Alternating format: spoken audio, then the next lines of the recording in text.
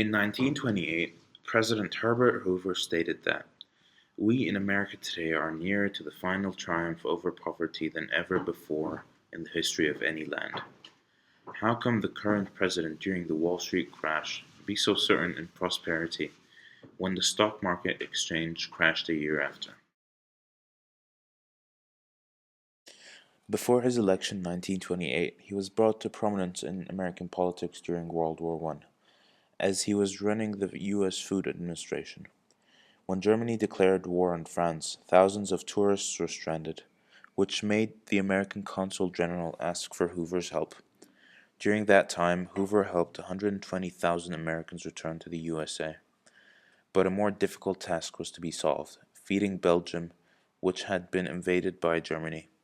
He took care of that mission with success.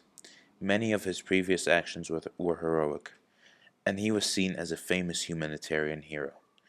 Stating that he had been a positive influence during World War I, with an idealistic speech of optimism and a bright future, might have brought him to the position of a President of the United States of America. The 1920s might have seen to be the decade of prosperity and a potential country. But looking from another angle, many Americans suffered in poverty. African Americans, women, and farmers did not experience the same kind of prosperity as the decade seems to be. More than 60% of Americans lived below the poverty line. So, why did President Hoover state the economy as positive growth? According to the elections that year, he had made promises and he knew he had the people's trust because of his past. So he thought he'd explain and state that they were only getting better and richer, whilst in reality, it had been a warning for the upcoming Wall Street crash in 1929. Any citizen didn't expect the crisis, since the president convinced them that it was going the right way. The Wall Street crash of 1929 affected most of the world. In Europe, the mutual dependence of economies meant that their stock markets also faced similar crashes.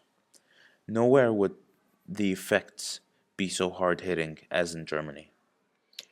Germany was struggling to pay its reparations for World War I, and it took a load of loans from America to fund them. When Wall Street crashed, the American bankers demanded the loans back, and Germany was bankrupt. Inflation and unemployment returned to Germany. The crash benefited the Soviet Union. The Soviet Union was embarking on a massive industrialization program, and the Wall Street crash allowed them to buy cheap machines and the expertise to install, operate, and train the new workers. The Soviets also benefited from the increase in grain prices caused both by the crash and the decrease in farming in the US. This increased their income, so they were able to buy even more machinery.